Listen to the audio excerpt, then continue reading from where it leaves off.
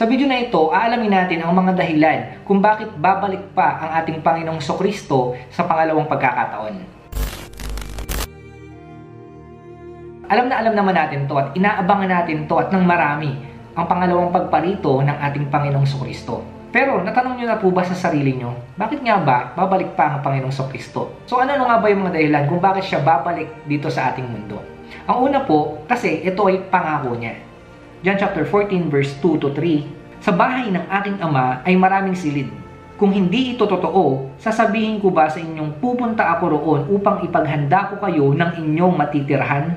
At kapag naipaghanda ko na kayo ng matitirahan, ako'y babalik at isasama ko kayo upang kayo'y makapiling ko kung saan ako naroroon. Kapatid, ito po ang malinaw na sinasabi ng Panginoong Jesucristo sa kanyang mga disipulo nung panahon po na yon. At ito po yung pangako niya, hindi lang po sa mga disipulo o sa mga tao po nung panahon po ng Panginoong Jesucristo. Sinasabi niya rin po ito sa atin pong lahat, sa ating mga nananampalataya sa Kanya. Babalik po ang ating Panginoong Jesucristo. So babalik po siya kasi ito po yung pangako niya eh. Napakalinaw po, nangako po ang ating Panginoong Jesucristo na babalik siya. At kapag nangako po ang ating Panginoon, mga kapatid, paninindigan niya po yung pangako niya. Babalik at babalik po siya. So hindi po mapapako lahat ng pangako niya. Totoo po lahat ng pangako ng Panginoong Jesucristo, kasama na nga po itong pangalawa niyang pagparito. So sinabi niya po na babalik siya. Babalik po siya. At hindi po tayo paaasahin po ng Diyos. Hindi po paasa yung Diyos po natin. Hindi po nang iindyan yung Diyos natin. Pag sinabi niya po, gagawin niya po yun. Hindi po siya katulad ng mga tao. Marami po tayong mga nakilalang mga tao, nangangako po sila. Pero sa kabila ng pangako po nila, hindi po nila tinutupad. Maraming tao, pinapaasa lang po tayo. So hindi po ganyan yung Diyos po natin. Ang Diyos po natin, tumutupad po yan sa usapan. Tumutupad po yan sa kanyang mga pangako. Numbers chapter 23 verse 19, ang Diyos ay di sinungaling na tulad ng tao. Anumang sabihin niya ay kanyang gagawin. Kung mangako man siya, ito'y kanyang tutuparin. Yung mga tao nagsasabi, ang tagal naman ng pagbabalik ng ating Panginoong Jesucristo. Actually, totoo naman, matagal nang hinihintay ng mga tao itong pagbabalik ng Panginoong Jesucristo. Sa totoo lang po mga kapatid, noon pa man po talaga, inaabangan na ng mga tao yung pangalawang pagparito ng Panginoong Jesucristo. Actually, nung panahon pa ng New Testament, inaabangan na po talaga nila yan, yung pagbabalik ng Panginoong Jesucristo. So kung parang titingnan natin, nade-delay ba yung Panginoong Jesucristo o totoo ba talaga yung pangako niya? Kasi ang tagal nang hinihintay eh. Ba't parang wala pa, hindi pa dumarating yung ating Panginoong Jesucristo? Maring iba nagdududa na talaga. Darating pa ba talaga ang Panginoong Jesucristo? Yung iba sinasabi nila na hindi na darating yung Panginoong Jesucristo. Pero mga kapatid, bagamat matagal po bago dumating ang ating Panginoong Jesucristo sa pangalawang pagkakataon, hindi po nangangahulugan yan na hindi na po siya darating. Maaring matagal. Pero mga kapatid, tutuparin pa rin niya po yung pangako niya kahit matagal.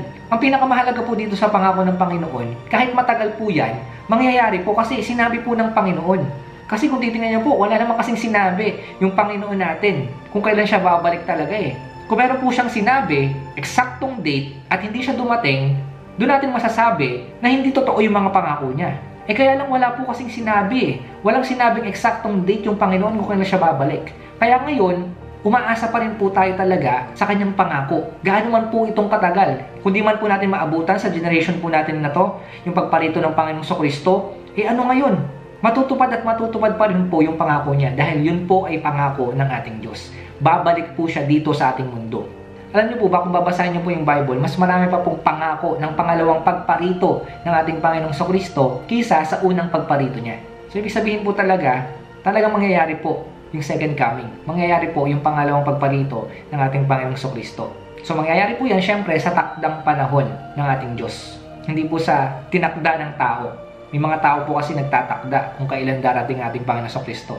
Pero hindi po dapat paniwalaan yun. Pangalawa po, bukod po sa ito ay pangako ng ating Panginoong Jesucristo, ito po kasi ay propesiya po. So ibig sabihin, itong pangalawang pagparito ng ating Panginoong Jesucristo, nakaprophesy po ito sa Old Testament man po or sa New Testament. Alam niyo po, isang nagpapatunay na totoo po ang Biblia, isa pamamagitan po ng mga propesiya. Sa pamamagitan ng mga naganap ng mga propesiya. Marami po sa Bible na mga propesiya ang naganap na po. So ibig sabihin, hindi natin pwedeng pagdudahan yung Bible. Kasi ito palang mga propesiya na naganap, nagpapatunay po na itong Bible ay totoo. Yung unang pagparito po ng ating Panginoong Jesucristo, marami po yung prophecy doon po sa Old Testament. So lahat po yan nakapropesiya. At halos lahat na po ng prophecy patungkol sa Mesias or sa Kristo, na-fulfill na po yan ng ating Panginoong Kristo. So ibig sabihin po talaga, totoo po lahat ng propesiya. Kasi po, nangyari po naganap po sa pamamagitan ng Panginoong Kristo. Halimbawa na lamang po yung virgin birth. Nakaprophesy po yan sa Old Testament. At alam naman po natin, pinanganak si Jesus sa pamamagitan ng isang birhen. Nakaprophesy din po kung saan siya papanganak, sa Bethlehem. So detalyado po na sinabi sa Old Testament na sa Bethlehem ipapanganak ang ating Panginoong Kristo. At nangyari po talaga ito. Ganon din yung pamumuhay niya sa mundo, yung mga ministry na ginawa niya. Nakasulat po yan sa lahat ng propesiya doon sa Old Testament at naganap po yan sa pamamagitan ng ating Panginoong Kristo. At higit sa lahat, yung paghihirap ng ating Panginoong Kristo, yung pagkamatay niya, yung pagkapako sa krus, at yung kanyang muling pagkabuhay. So natupad po yung halos daang-daang propesiya sa Bible sa pamamagitan ng Panginoong Kristo. At yan po ay yung unang pagparito niya. Kasi mga kapatid, kung hindi po dumating ang ating Panginoong Kristo nung unang pagkakataon, ibig sabihin hindi po totoo lahat ng sinasabi ng Bible at higit sa lahat yung propesiya. Kasi hindi po naganap Pero dahil nga po dumating siya sa unang pagkakataon at naganap sa pamamagitan niya yung mga propesiya sa Old Testament, pinapatunayan lamang po na ang Bible ay totoo. At ngayon po, meron pong mga propesiya sa Bible, sa Old and New Testament, sa pangalawa niyang pagparito. Kung naganap po lahat ng mga propesiya nung unang pagparito niya, ganun din po sa pangalawang pagparito niya. Kailangan maganap po lahat ng propesiya po na yun. Hindi po pwedeng hindi. Hindi po pwedeng pumalya lahat ng propesiya sa Bible. Mangyayari po at mangyayari yan. So kaya po siya bababa sa pangalawang pagkakataon dito sa mundong ito, kasi nga po, ito ay propesiya. Ito ay nakasulat. At hindi pwedeng hindi mangyari po ito. So mga kapatid, aasahan po natin yung pagbabalik ng Panginoong Kristo. Dahil ito po ay propesiya. Revelation chapter 22 verse 20, sinasabi na nagpapatotoo sa lahat ng ito, tiyak na nga, darating na ako. Amen. Dumating ka nawa, Panginoong Jesus. Kapatid, napakalinaw po kung babasahin nyo yung Bible cover to cover. Babalik po ang Panginoong Kristo. At yan po yung propesiya niya at yan po yung sinasabi niya na dapat po asahan po natin. At pangatlo, panghuli po, kaya po siya babalik dito sa ating mundo kasi po ito po ay pag-asa po natin. Ang pangalawang pagparito niya po ang nagbibigay sa atin ng pag-asa. Tayo pong mga nanampalataya po sa Kanya. Sabi po dito sa Titus chapter 2 verse 13, habang hinihintay natin ang pinagpalang araw na ating inaasahan, ito ang araw na mahahayag ang kaluwalhatian ng ating dakilang Diyos at tagapagligtas na si Jesucristo. Kapatid, alam naman natin magkaiba ang rapture at magkaiba ang second coming. Pero isa lang po ang gustong sabihin sa atin ng Panginoong Kristo. Rapture man or second coming, babalik po siya. Yun po yung pinakamahalaga. At yung pagbabalik niya po, visible po ito. Makikita po ng lahat. Makikita po ng buong mundo yung pangalawang pagparito niya. At yan po ay pag-asa po natin. Kasi mga kapatid, alam naman po natin pagdating po ng rapture, kukunin niya po tayo. Tayo pong iglesia niya. Tayo pong lahat na nananampalataya sa Kanya. Aalisin na po tayo ni Jesus dito po sa mundong pabulok ng pabulok, pasira ng pasira at pawasak na po ng pawasak. Sa mundong punong-puno ng kaguluhan, problema at kahirapan. Pag-asa po natin yun kapatid. Iaalis niya po tayo dito. Iiiwas niya po tayo sa mundong sobrang gulo, sa mundong sobrang hirap at punong-puno ng kapighatian. At kapag naandun na po tayo sa piling niya, alam naman po natin, lahat po ng mga mangyayari po sa atin. Hindi na po tayo makakaranas ng paghihirap. Hindi na tayo makakaranas po ng sakit ng karamdaman. Hindi na po tayo magugutom, mauuhaw. At higit sa lahat, hindi na po tayo mamamatay. Yan po yung pag-asang binibigay sa atin ng Panginoon sa pagbabalik niya po. At sa pagbabalik niya rin po sa paghahari niya dito sa ating mundo, kasama niya po tayo. Marireveal po yung kanyang kaluwalhatian, yung glory niya po dito sa buong mundo. Mararanasan na po natin yung paghahari ng Panginoong Kristo dito po sa ating mundo, sa 1,000 taon po na pag-rule niya dito sa mundo.